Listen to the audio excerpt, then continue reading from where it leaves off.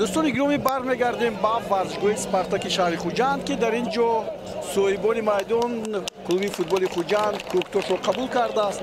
حالا حساب 4-1 است بعد قسم اول و در قسم اول ما یک بازی نهایت زیبا را از جانب هر دو دسته تماشا کردیم. خوب به هر نوع برتری دسته خوجند خیلی والا است و آنها میتوانستند باز گل‌های دیگر را هم به ثمر رسانند. خوب به ما حالا با توجه ما پیشکش می شود داوری وخوری امروزه سیاد جان زلیدینوف که مسئولیت سرداوری این وخوری را دارد با اسماعیل نورعلی و فرهاد کورالوف کمک می‌رسانند. عبدو دولتوف داوری احتیاطی است. نصرالدین عزیزوف نوزه داوران و اسورجان شورجابوف از استرافشان کمیسری این وخوری. باید باید دسته ها شناس بشویم. حالا اهلیدین حبیباللهیف دروازه‌بان دسته کوکتوش که علاقه 4 توپ را از دروازه‌اش گرفت و در این برابر در حیطی دسته کوکتوش 2 بازیگر عوض کرده می شود. حالا ما می‌بینیم محمد گلایف تحت رقم 98 به میدان خواهد اومد. او کیو عوض میکند و یک لحظه تو آغاز شدن این بازی ها بله او امیرجان سفروف رو عوض میکرد. امیرجان سفروف در قسم اول لد برداشته بود و حالا این حملگر به جای حملگر به میدان میآید. بازی هم دوستان گرامی شروع شد در نیمه دوم. بازی خیلی جالب باید دسته ها یک بار شناس بشویم و بعدا با هم تماشا بکنیم ادامه این وخوریه که خیلی سرگل است و حالا باز گل‌های دیگر ما رو انتظار خواهند بود.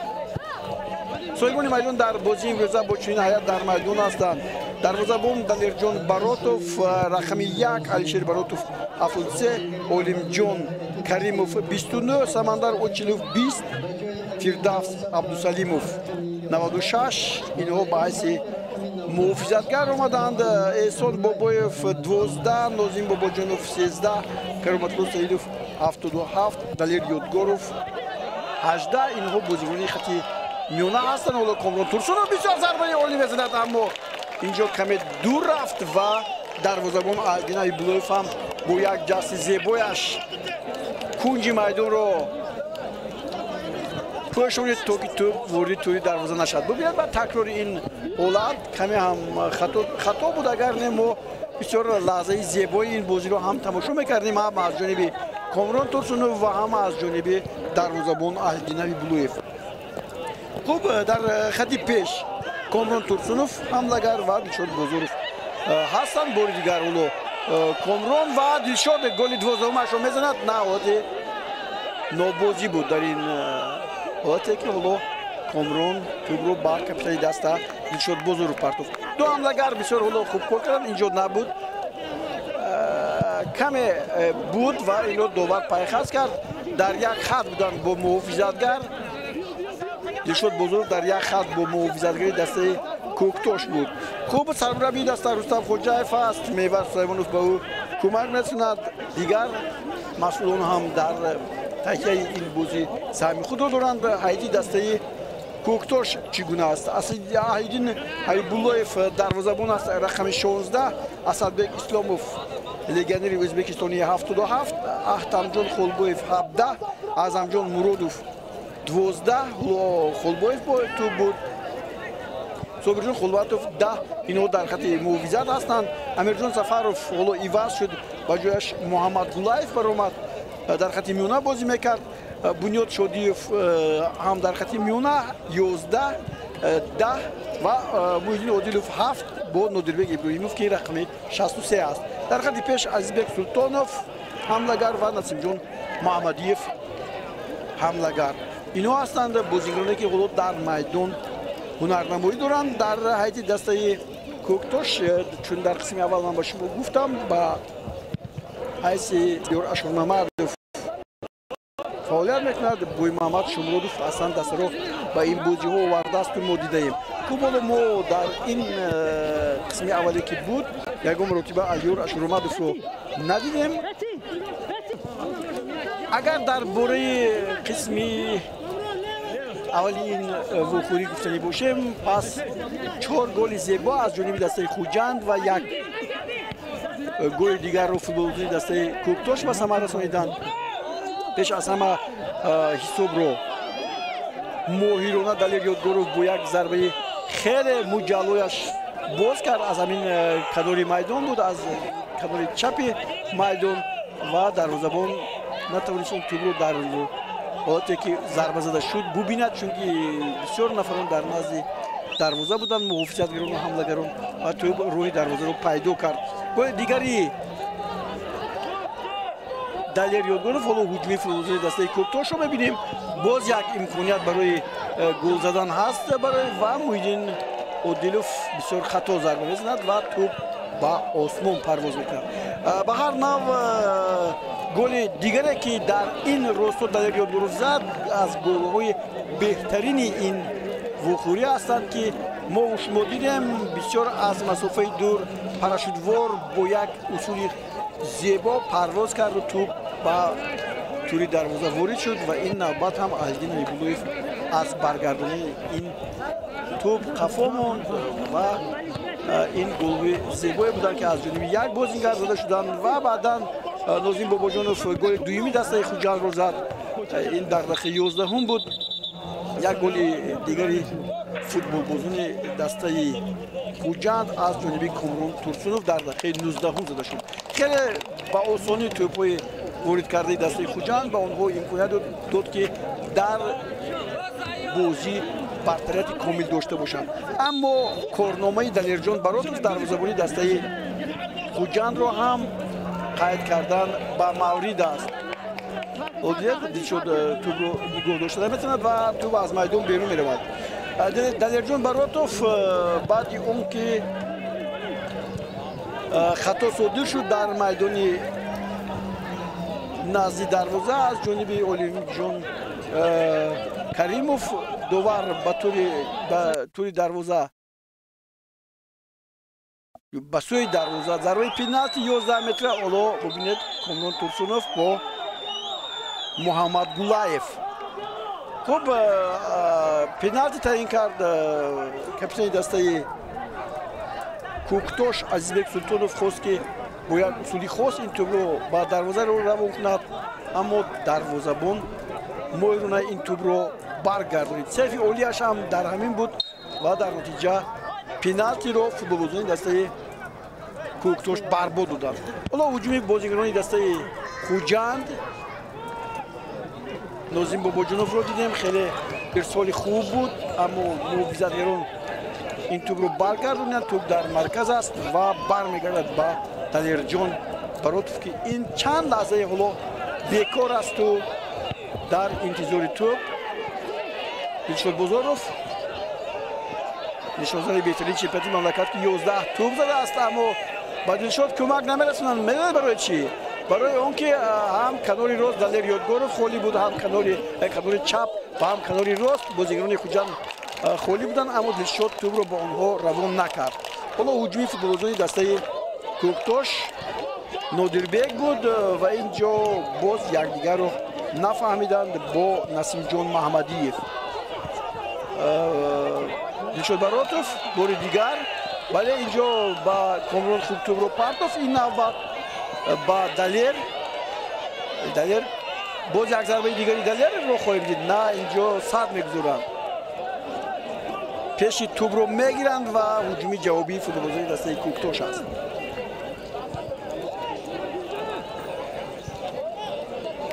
اگر کوکتوش در این بازی مغلوب شود پس موقعش در جدول چمپیونات بسیار هم تشویش‌آور خواهد بود، چون که بازی‌های کم باقی موندند. و ببینید اینجا باز برخوردی همین دو نفر بازیگر محمد گولایف با کامران تورسونوف است و بله گولایف اینجا کارت زرد میگیرد. من درباره کارت زرد نگفتم. در این بازی امیرجان سفرов کارت زرد گرفت از دسته کوکتوش و اولیمجان کریموف از دسته خوجند در قسم اولی وخوری کارت زرد گرفتند. خب گولایف بسیار قامت بلند است، حمله‌گر است، منصوبیت به دسته کوکتوش هم دارد. و حالا از این نقطه فوتبالبازی دسته خوجان توپ رو به بازی می‌دارد. در نزد توپ علیم جان کریموف است، همونه که برای دلیرجان برای توپ ضربه پنالتی آورد، ولی دلیرجان دروازه‌بان دلیرجان برای توپ از نقطه برگردوندن این توپ برآمد. حالا با دلشاد بازارов مویرونا از یک نفر میگذرد کامران تورسونов، ولی از نودربек نگذشت و توپ از میدان بیرون شد.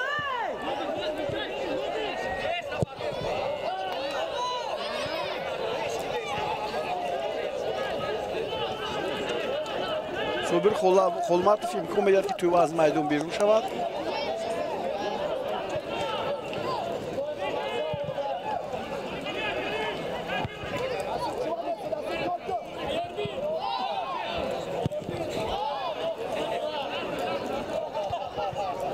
به نظام توپ از یک دسته به دسته دیگر میگذرد. خوب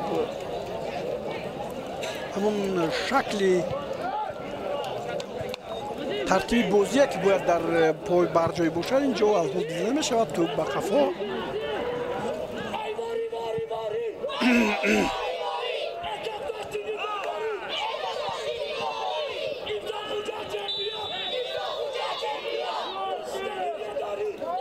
خطا در بازی امروزه هم مثل بازی که قبل ما شرح داده بودیم بسیار است.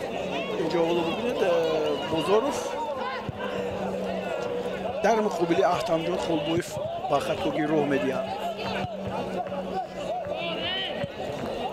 شاید فوتبالبازان دسته خوجان آسوده شدن 4-1 است و حالا هجومشان اونقدر مثل دقیقه اولی که در قسم اول بود اون طرف نیست. مبارزه برای توپ عزیزی بود، ازبک سلطانوف بود کاپیتان دسته کوکتوش و اینجا به محمد گولایف بیشتر حالا ببینید یک بار دیگر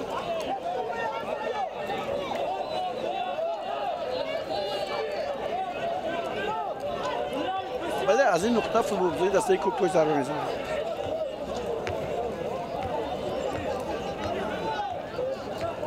بنیاد شودیف لگیونر ازبکستانی این دسته طوری میبینیم در حیات هر دسته بازیگران لگیونرها خیلی زیاد هستند. سمندر اوچیلوف و علیم جان کریموف، همچنین فردوس عبدالعلیموف در حیات خوجان و در حیات کوکتوش هم لگیونر ازبکستانی اسدبek اسلاموف، بنیاد شودیف، مویدین اودیلوف، نودربek ابراهیموف اینها هستند. همین لگیونرهایی که در میدان‌های فوتبال تاجیکستان حالا مهارت نشون میدن. کامران تورسونov بسیار ماهرانه شایسته بازی میکند. یک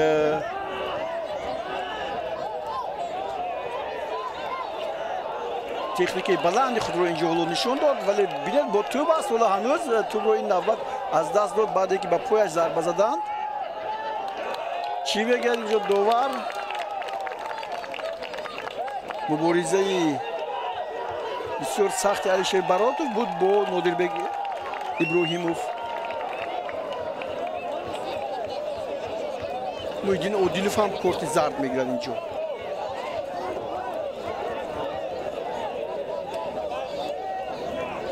این کارت سوم زرد برای فوتبالبازان دسته کوکتوش است. حالا از این نقطه چی بحث است اینجا؟ باید فوتبالبازان دسته کوکتوش ضربه زدن از همین جایی که در مقابل نودربek ابراهیموف علیشیر براتوف خطا بازی کرد. خب فوتبالبازان دسته کوکتوش باید به میدان نزد دروازه آیند. اینجا الکی آماده می شود. ما خوب میدونیم که صابرجان خولماتوف در خط حمایه بازی میکرد اما در خط پیش زیاد پیدا می شود. کاپیتان دسته هم ازبek سلطانوف به اینجا می آید و از چیز ناراضی است که چیزی به خود میگه و به داور اشاره میکند. همین طریق حالا بیاید اینجا یک بار دیگر ببینیم. همین بحث شاید همین جای نقطه همین توپ باشد که با داور بحث کردن. بنیاد شودیف نفری که همه ضربه های معمولی یا خود استانداردی دسته کوکتوش رو به اجرا میرسونه. حالا ببینید 6 نفر بازیکن دسته کوکتوش بنیاد هم ضربه‌های خوبی کامل هم دارد برای به طوری دروازه روان کردن، مثل اون که دلیر یادگارف اینجا ضربه زده بود و حالا بسیار هم خطرناک بود در نزد دروازه دسته خوجند، ولی محافظتگران از اجرای وظیفه‌شون دفاع کردن دروازه برآمدند. الان از یک سر به سر دیگر میگذرد. از بیشتر فوتبالبازان دسته کوکتوش اینجا بودند و خطا آنجا باز ارسال توپ و اکنون خلمتوف توپ رو سخت به پیش میزند، توپ برگردانیده میشود ولی فوتبالبازان دسته خوجند امکانیت برای هجوم هست. دلشاد بزرگ ولی از لحظه پای دلشاد به یگان مشکلی توپ ربوده میشود و اینجا اسدبек اسلاموف بود. هجوم فوتبالبازان دسته کوکتوش باز یک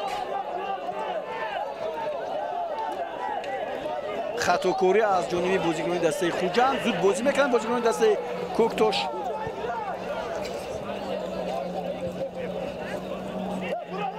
عزیزبек با توپ،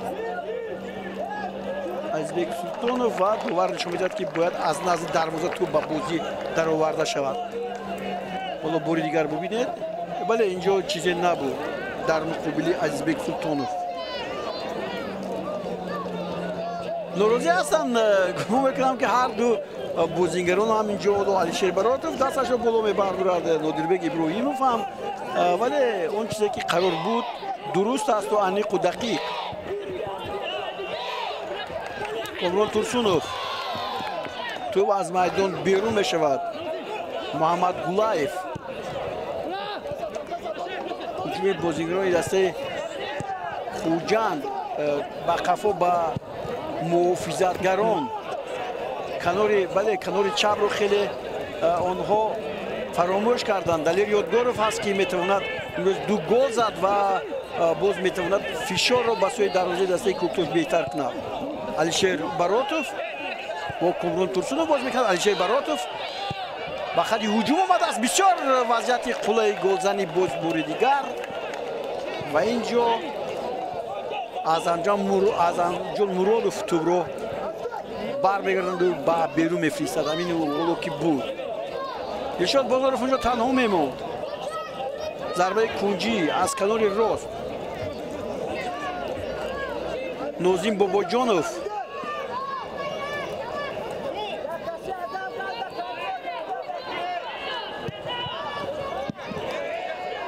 خیلی خوب اینجا من فکر میکنم که سمندر اوچیلو بسیار خوب هم درک کرد که چگونه توپ رو باید به سوی دروازه زند. اینجا ببینید همین ضربه که بود ولی احتم خلبایف اینجا به او خبر رسونید. از مجموعه این بازی چی گفتن هم ممکن است. دسته ها با هیات های دیگر چمپیونات رو شروع کردند و بعدا ببینید که تغییرات در هیئت دسته ها با وجود آمدند. بازی سر نشده کوکتوش هم هیئتی اون هیئتی که با موسم تغییر شده بود از دست داد، دیگر کرد، مربیش رو دیگر کرد. خوب این به تاثیر نمیموند در بازی دسته ها و چند مدت مربیش هم اینجا با استعفا فرستاده شد نیست. خوجند باشد هیئت امسالش در آغاز خوب بود. ولو دروازه‌بان الکسی ماتروسوف در دروازه نمیمونند. ولو دلیر یادگارف بسیار ماهرانه بسیار خوب ولی امکانیت از دست نرفته بود. ارتیوم سردیوک هم یکی از بازیکنانی که در آغاز بسیار خوب درخشید و بعدا گل‌های بسیاری زد و در هیئت کم است. و در هیئت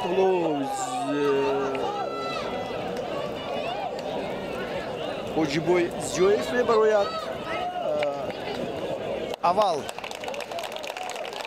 عبدالمین زبیروف با جای نوزین باباجانوف میبراید ولی نوزین روز از خود یک گل هم باقی گذاشت. خب اکنون کی میبراید؟ کرامتالله سعیدوف. کرامتالله سعیدوف میبراید و با جای او حاجیبای زیویف میبراید. خب دو بازیگر رو عوض کرد دسته خوجند و در بازی باید دیگرگونی وارد شود. چون در بازی گذشته که در مقابل کوکتوش استراشان بازی کرد، بعد قسم دوم وقتی که محمد جان علیبولویف تغییر هیئت کرد استراشان خوبتر بازی کرد و در نتیجه دو گل هم زد که یک تاش رو به حساب نگرفتند و مجازات شد داوری آنواخوری. حالا دیدید باز یک هجوم دیگر و اینجا ضربه نسیم جان محمدیف رو دیدیم که خطا بود.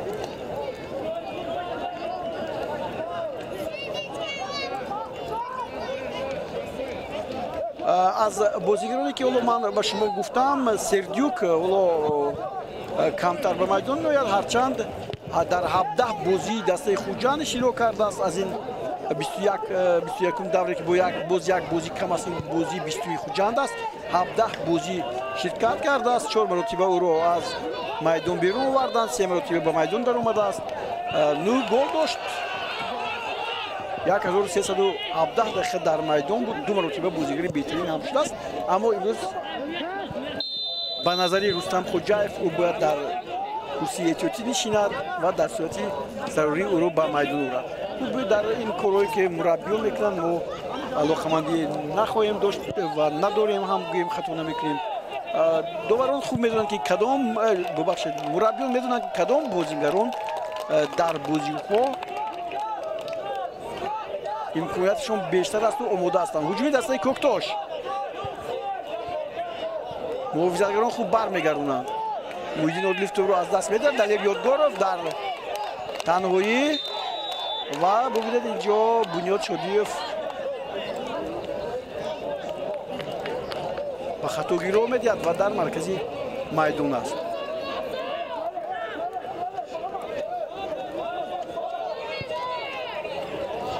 ما در قسم اول گفتیم که حساب بسیار هم کلان شدنش ممکن است. این 4 بر 1 حسابی کلان است، اما حالا فوتبال‌بازان دسته خوجند گلزنی را 1 سو گذاشتند. امکاناتشون هست، امکانات به پیش رفتن گل زدن، ولی خط دفاعی دسته کوکتاش هم رو به خطا بازی میکنند. کمی هم باشد سرعت بازی نسبت به قسم اول خیلی پست شد.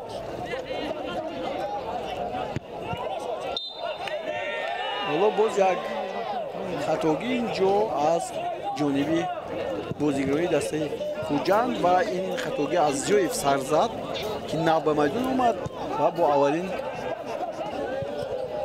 خطا بازی کردنش و ما نشان دادن شه. حالا هجوم باز ادامه می‌یابد از جانب فوتبال‌بازان دسته کوکتاش و نادربک ابراهیموف. نادربک در بازی گذشته هم خوب بازی کرده بود. توپ رو از دست میدهند، از یک دسته و دسته دیگر میگذرد و اینجا گولایف با اون جای توپ رو فرستاد که کسی از بازیگرای دسته کوکتاش نیست.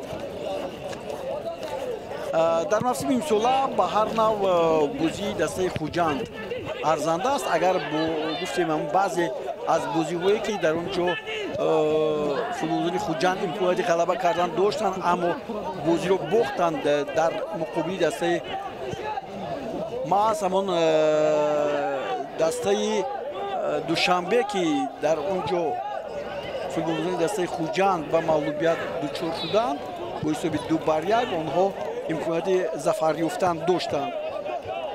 با کلی مرکزی ارتشم 3 بر 1 مغلوب شدند و این از اون مغلوبیت‌های هستند که مربی بسیار از اونها در اون وقتی که این بازی رو همه شرح داده بودم چگونه حتی وقتی مصاحبه کردن گفت که بازیگرها باید اینطور رفتار نکنند.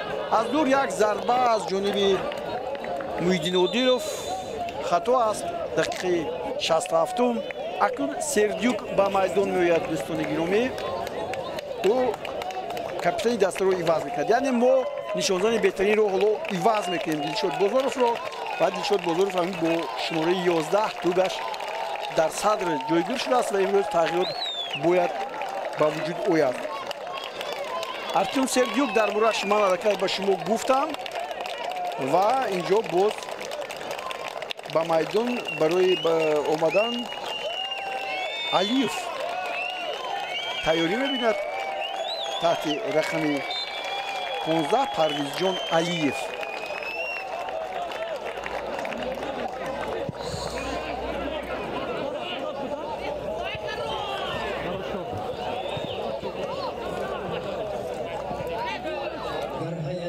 Парвиз Алиев ин бозии сеюмаш хоҳад буд дар дастаи Хуҷан. ду маротиба аз курсии эҳтиётӣ ба майдон омадааст. як корти зард дорад, 23 дақиқа магӣ бозӣ кардааст. ин дар бораи рақами 15 ки ҳоло дар майдон ҳунарнамоӣ мекунад ва инҷо дар муқобили Эҳсон Бобоев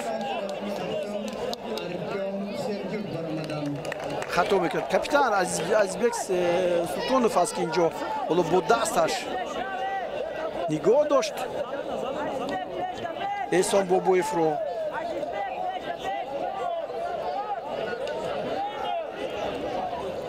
Эҳсон Бобоев ҳам бозии 7-умашро мегузаронад. соли гузашта камтар бозӣ карда буд, 810 дақиқа. имсол 1407 дақиқа аст. як маротиба бозингари беҳтарин шудааст. 4 корти зард дорад, 1 гол ҳам задааст Эҳсон Бобоев дар дастаи Хуҷанд. Эҳсон Бобоев таҳти рақами 12 дар майдон ҳаст ки шумо дидем. бозии 17-умаш аст. Аҳлиддин Айбуллоев ҳам чанд лаҳза аст ки ба сӯи дарвозааш ҳуҷумҳо аз ҷониби Хуҷанд нестанд.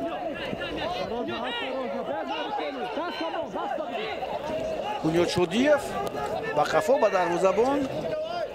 Комил Турсунова фишор овард.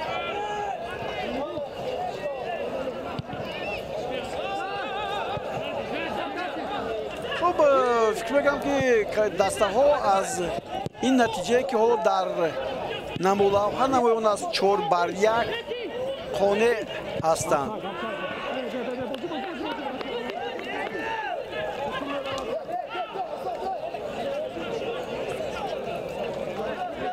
ҳоло бубинед,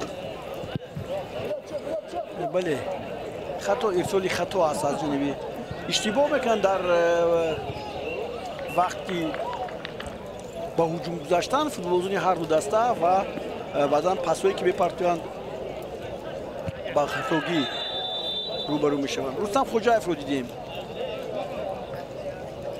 ӯ имрӯз ором аст. 4-1 даста дар сафи пеш қарор дорад. инҷо ҳоло бубинед Бои Муҳаммад Шумродовро дидем.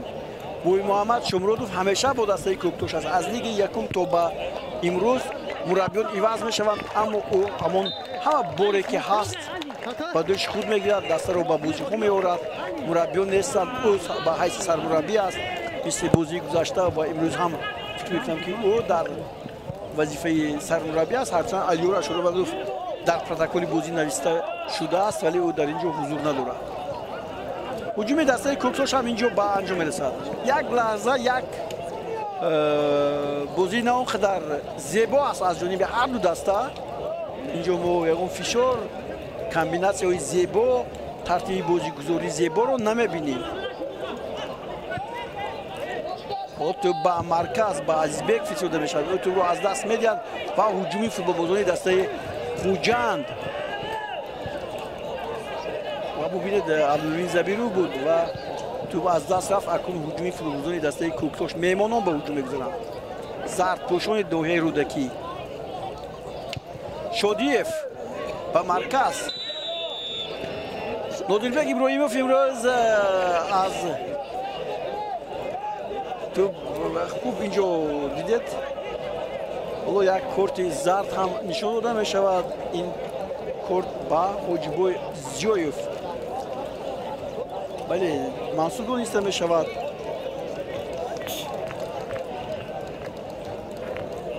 او در این حالتی که ما شما دیدیم دوبار نزدیک بود خیلی این لحظه ها رو خوب دید و قرارش هم قطعی است. حالا باز شودی فولو برای زدن ضربه بنیاد شودیف تیاری می‌بیند. دیواری محافظ هم ساختند. بازیگران دسته کوکتوش بسیار ضربه سخت و مستحکم و توپواره بنیاد شودیف. ضربه کنجی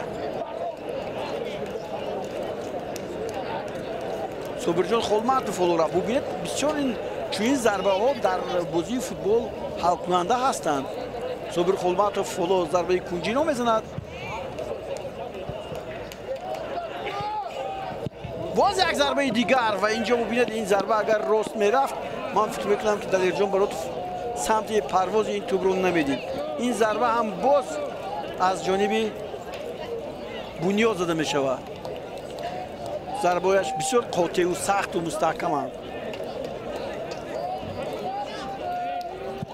حالا این لحظه های زیبایی رو نشون میدن که از جانب فوتبال بازان در اینجا به معرض تماشا گذاشته شد.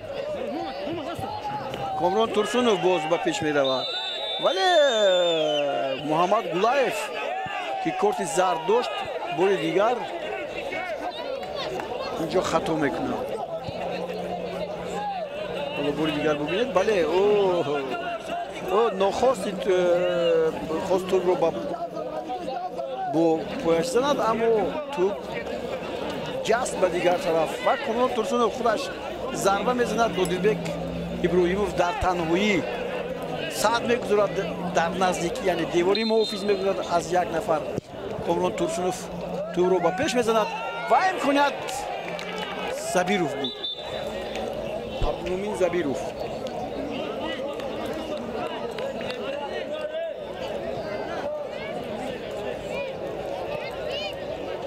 آلدین ایبولویف 15 تقریبا 14 دقیقه دیگر تا انجام بازی بین دستای خوجند و همچنین کوکتوش در بازی دیگری که در برابر وخوری که ما حالا تماشا میکنیم ادامه دارد. فوتبال بازان کلوب مرکزی ورزش در صفحه پیش هستند. 2-0 بر دوشنبه پیروزی به دست میارند. یعنی آنها جای سوم دیگر از دست دادنی نیستند. هجوم خوجند بار دیگر عبدالمومن زبیروف بار دیگر به پیش میرد یک نفر رو میگذارد اما ببینید اینجا به او امکان نمیدن که ضربه بزند. امکانی ضربه زنی نمییابد. مبارزه برای توپ احسان بابایف با کنار خوب اینجا پرزیجون هم توپ رو به سوی دروازه میرساند و دروازه‌بان رسانید. آلدین ایبولویف زود به پیش میرود. بنیاد شودیف با نادربک ابراهیموف با یکدیگر بازی میکنند. گلایف به پیش و توپ از میدان زده بیرون کرده میشود.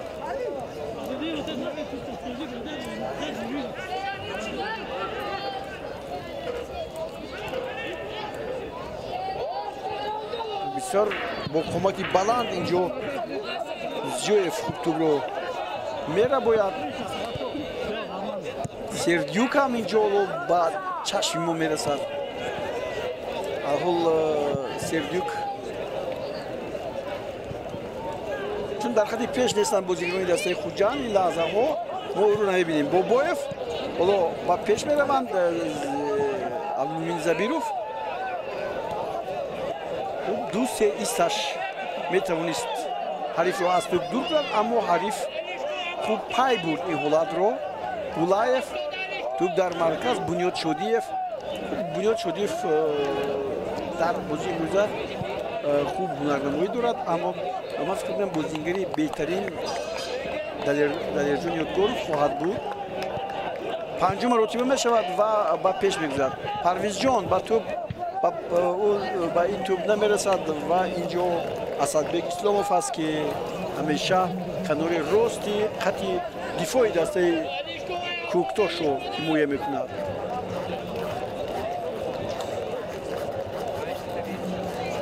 حالا اینجا علیشیر شکروف هم اینجا در اکران رو پیدا شد. کلبویف و پرویز هستند و تو از پرویز به بیرون میدان میرن.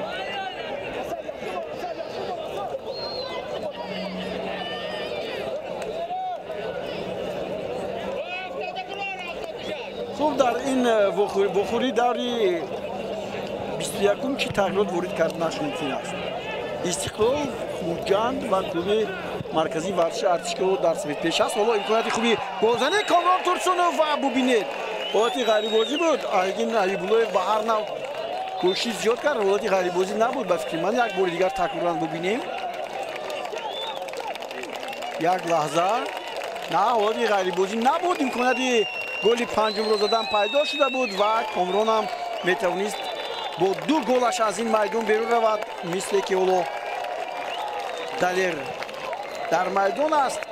خب اینجا کامران تورسونوف اولو از میدان رفت و گل میزد و از میدان بیرون میرفت. دیگر خیلتر بود ولی به هر نوع دیدیم اینجا لکه جمعبوی کریموف به میدان اومد.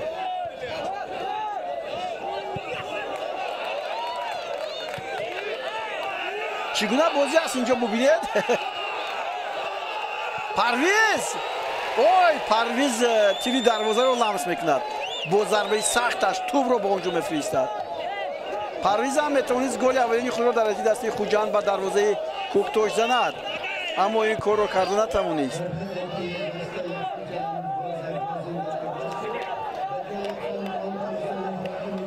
بازی کشاد خواهد بود. جوابای کریموف که نو با میدان اومد تحت رقم 11. حالا ببینید این حالت رو که چگونه پرویز بسیار هم خوب اینجا دستی دروازه‌بان رسیده است به توپ علیدین حبیب‌الله‌ف اگر نه توپ وارد جوی دروازه میگردید. بازیگر جوان گل اولینش رو در حد خوجند میزد. جوابای کریموف اون که تحت رقم 11 به میدان اومد این بازی سومش در حد دسته است. همگی 20 دقیقه در حد دسته خوجند بازی کرده است. در 2 بازی از کوسی اتوتی به میدان اومده است و امروز باز 10 دقیقه دیگر بازی میکند. خوب 32 33 دقیقه عموما بازی میکرد در حد دسته خوجند. حالا هجومی فوتبالبازی دسته کوکتاش کناری راست و اینجا باز خطاگی صادر میشود از جانب حاجیبای زیویف در مقابل محیدین عادیلوف. حالا ببینید بله بعد پیش پا میدهد. حالا داور میگه که بیهوشتک اینجا باید توپ به بازی در آورده نشود. توپ رو با بنیاد شادیف میگذارند. اما بازیکنان دسته کوکتوش در نزد دروازه هستند برای گل زدن اومدن اما محافظتگران سربلندانه از این کار میبرند و با صورت پیش با صورت بلند جمعبای کریموف با پیش میرود و داور نشون میدهد که از بالاتر باید توپ رو با بازی با دست در آورد. بله از بیرون میدان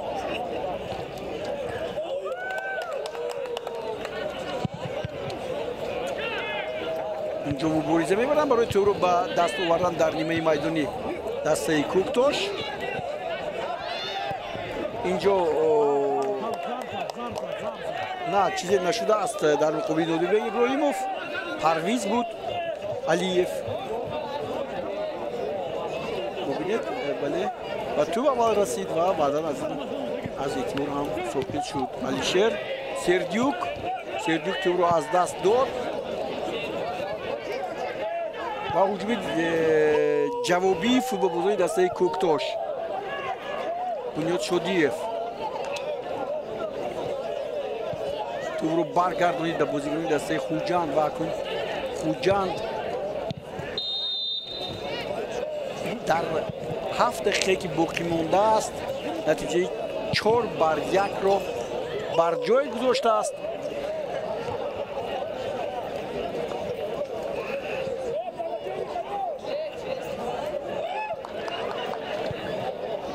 رستم خوجایف قناعتمند است از این نتیجه.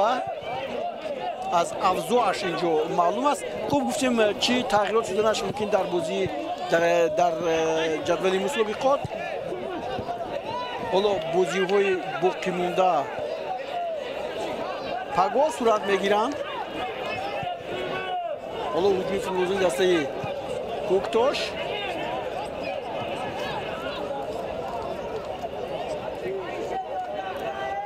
ازبک سلطانوف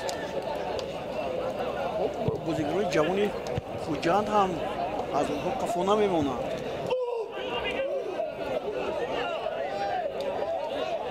پگاه ایسترافشان با اسخوی دوشنبه، خطلون با رفشان و اسخطا با فایزکند بازی میکنند. نتیجه همون بازی ها تنها میتواند با جدول مسابقات تغییرات وارد کند، چون که در بازی های امروزه همه دسته ها در جای خود باقی میمونند.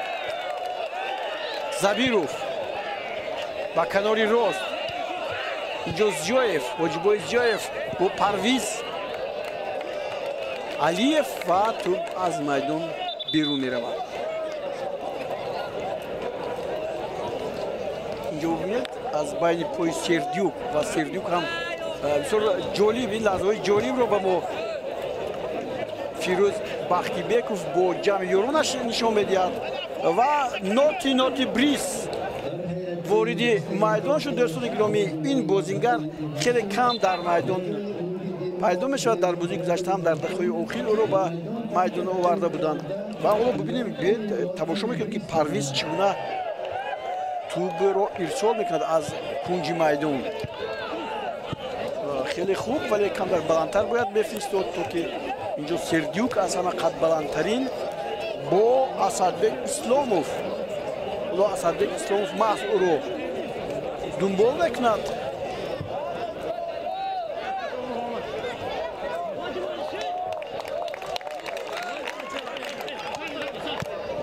پرویز بشوبه قهرمان این لحظه ها هست.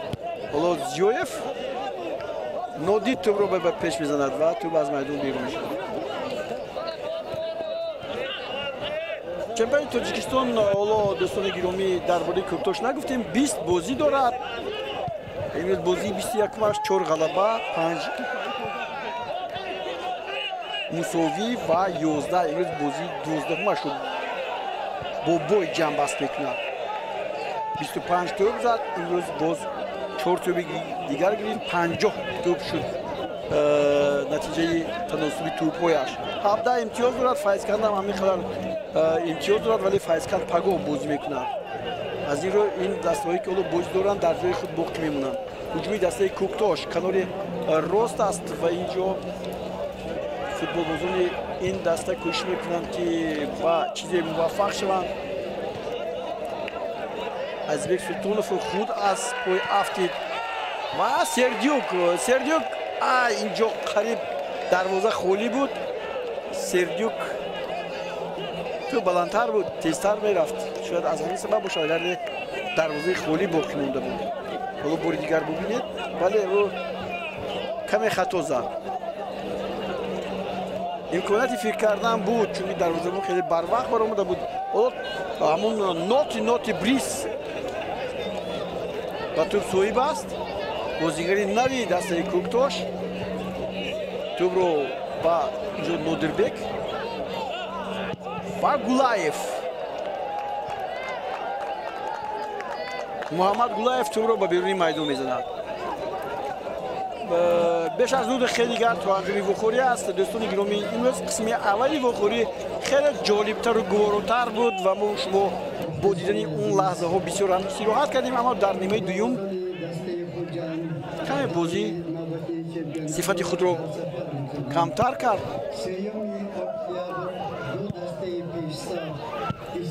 حالا باز سردیوک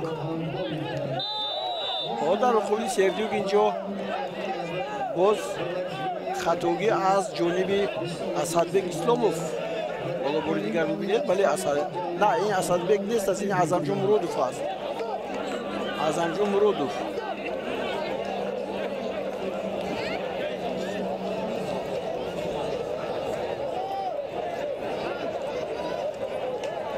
Alişer Şukurov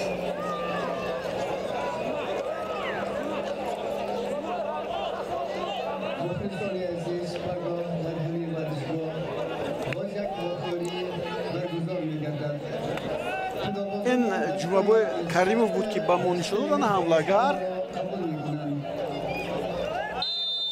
و 3 نفر دیواری محافظ شدند ضربه زده میشود بسیار هم خوب و عالی و ببینید تو با همون تیر و ستون دروازه برمیخورد اینجا ببینید حالا وظیفه کاپیتانی رو هم جمعبای کریموف به عهده دارد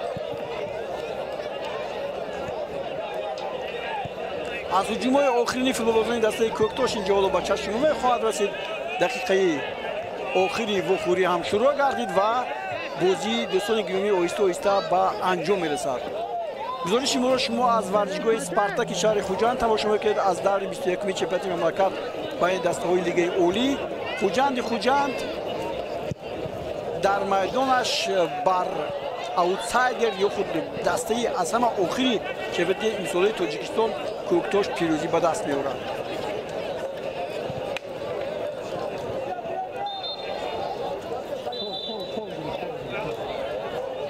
حالا باید آرومانه بازی کرد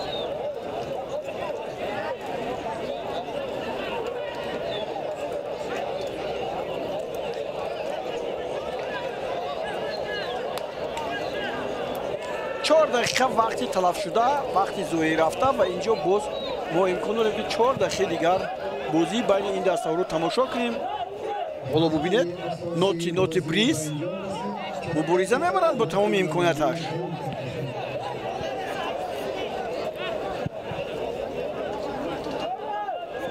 نوبسته با اون که نتیجه بازی 4-1 است و تمامی کوشش رو به خرج میدهد که باز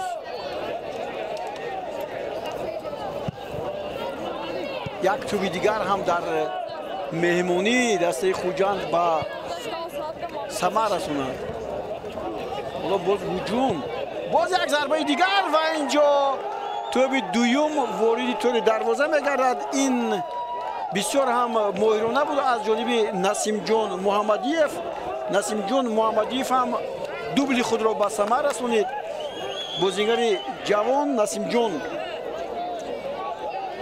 این بازی 11 همش است 543 دقیقه در میدان بازی کرده است گل سوم خود را به ثمر رسانید یک مرتبه بازیگری بهترین شده است خب امروز در بازی امروز 2 نفر هم دلیر یادگاروف و اینجا این گل زیبا است مثل گلی که دلیر زده بود شاید برتری داشت از اون خاطر که بطری دروازه برخورد و جستی دلیر جان برای به این کمک نکرد 2 بازیگر در بازی امروز دوستان گرامی از میدان با 2 گل بیرون میشوند اینو یکی نسیم جان محمدیف از دسته کوکتاش و دیگری دلیر یادگاروف از دسته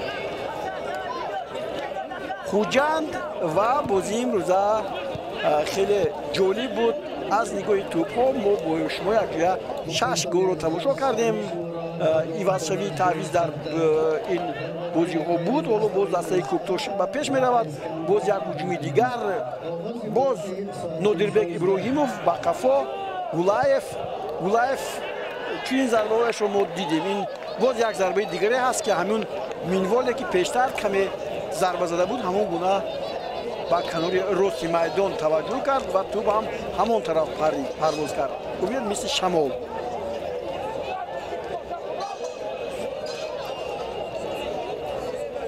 اگر فوتبالبازان دسته کوکتاش امروز پنالتی رو هم به ثمر میرسانیدند حالا در نمودارها جلوه 4-3 رو ما میدیدیم اما 4-2 است به هر نوع خوب است سرگیو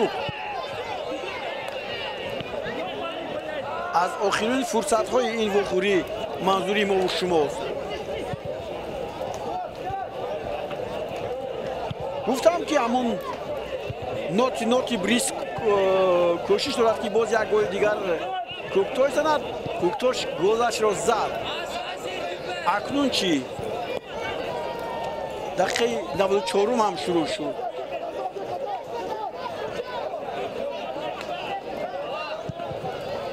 شاید عوض شدن بازیگران کمی هم باشد شک و ترتیب بازی دسته خوجند رو دیگر کرد به هر نوع دید بازیگران خوب از کاپیتان سر کرده عوض شدند و حالا باز یک هجوم دیگر باز همان نسیم جان